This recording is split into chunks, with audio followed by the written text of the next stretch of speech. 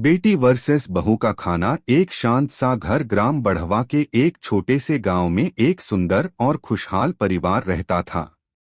इस परिवार के मुखिया थे श्री रविंद्र सिंह, जो एक सरकारी कर्मचारी थे। उनकी पत्नी श्रीमती सुनीता सिंह एक घरेलू महिला थीं, जो घर की सारी जिम्मेदारियां संभालती थीं। उनके दो बच्चे थे, एक बेटा अमित और एक बेटी रिया। अगर आप अपनी माँ से प्यार करते हो और उनको हमेशा खुश देखना चाहते हो तो चैनल को सब्सक्राइब करो, लाइक करो, हर हर महादेव कमेंट करो। बहुत ही जल्द आपको खुशखबरी मिलेगी। प्लीज वीडियो को लास्ट तक जरूर देखें। अब आगे सुने। रिया और अमित दोनों ही अच्छे विद्यार्थी थे। रिया को हमेशा से ही खाना बनाने का शौक था। जब वह छोटी थी तो अपनी माँ के साथ रसोई में समय बिताती और हर बार कुछ नया बनाने की कोशिश करती। वहीं अमित का ज्यादा ध्यान खेलों और पढ़ाई में था, लेकिन वह कभी कभी बहन की मदद करता। समय बीतते बीतते रिया की शादी हो गई।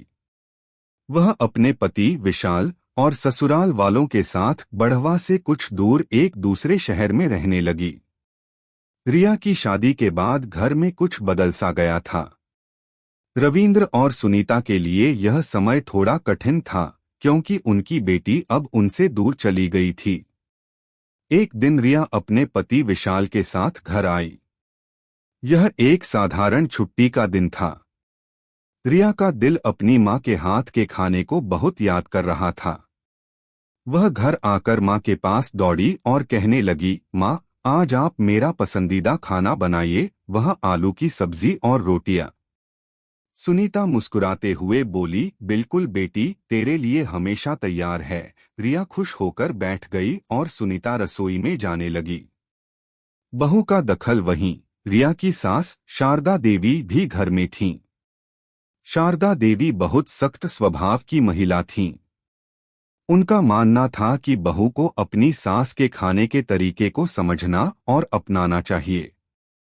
शारदा देवी रिया की शादी के बाद से उसे रसोई में सिखाने लगी थीं, लेकिन रिया का दिल हमेशा अपनी माँ के बनाए खाने में ही लगता था।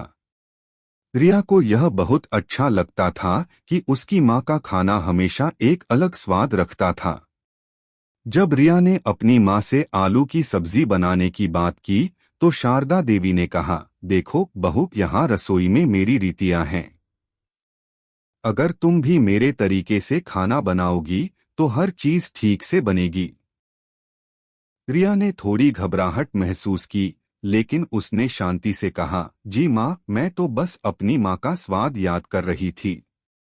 सुनीता, जो रिया की माँ थी, यह सब देख रही थी।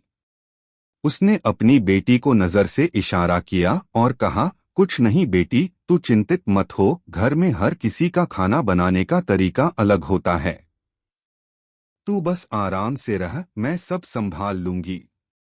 रिश्तों में खटास समय बीतता गया और रिया और शारदा देवी के बीच रसोई के कामों को लेकर तनाव बढ़ने लगा।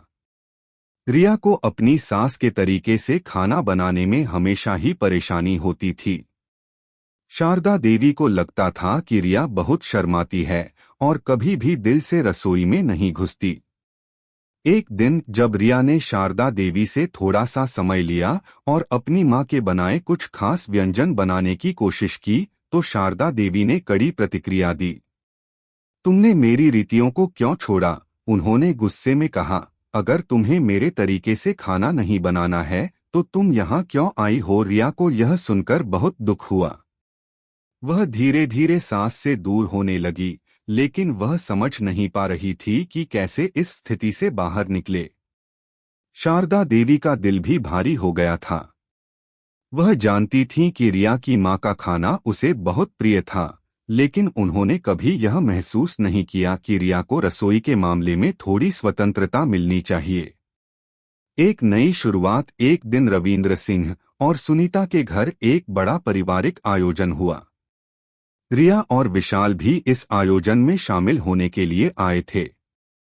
रिया की मां ने बहुत अच्छे से तैयारी की थी और सबके लिए स्वादिष्ट व्यंजन बनाए थे। रिया और विशाल ने परिवार के सभी सदस्य के साथ खूब आनंद लिया। समारोह के बाद रिया ने अपने माँ से कहा, माँ, आज आपने जो खाना बनाया वह सच में अद्भुत था। लेकिन मैं चाहती हूँ कि मैं भी अपनी सास के साथ रसोई में समय बिताऊं और उन्हें समझूं।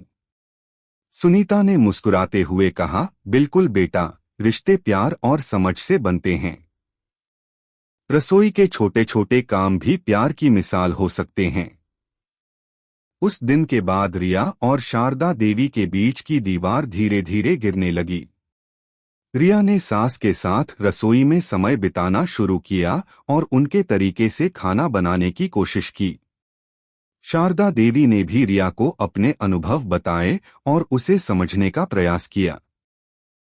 नई समझ और सशक्त रिश्ते। समय के साथ रिया और शारदा देवी के रिश्ते पहले से कहीं बेहतर हो गए थे। रिया ने अपनी मां से सीखे हुए व्यंजन शारदा देवी को सिखाए और शारदा देवी ने रिया को अपने तरीके से कई पारंपरिक व्यंजन बनाना सिखाया। अब रिया और शारदा देवी के बीच रसोई का काम केवल एक जरिया नहीं था, बल्कि एक सशक्त रिश्ता था, जहां दोनों ने एक दूसरे की समझ और सम्मान को महसूस किया। रिया जानती थी कि हर रसोई के तरीके में कुछ खास होता है और अपनी सास के तरीके से खाना बनाना उसके लिए नया अनुभव था। रिया और शारदा देवी के बीच की यह यात्रा केवल खाना बनाने तक सीमित नहीं रही, बल्कि यह एक रिश्ता था जहां प्यार, सम्मान और समझ की मिसाल दी गई थी। अंत घर में अब हर दिन एक नई खुशबू फैलती थी और रिया, शारदा देवी और सुनीता के रिश्ते मजबूत हो गए थे। वे जानते थे कि रिश्तों में कभी कभी समझौता करना पड़ता है और किसी भी रिश्ते में सबसे महत्वपूर्ण है विश्वास और प्यार। कैसी लगी आपको कहानी? प्लीज कमेंट करो, लाइक करो, सब्सक्राइब करो। धन्यवाद।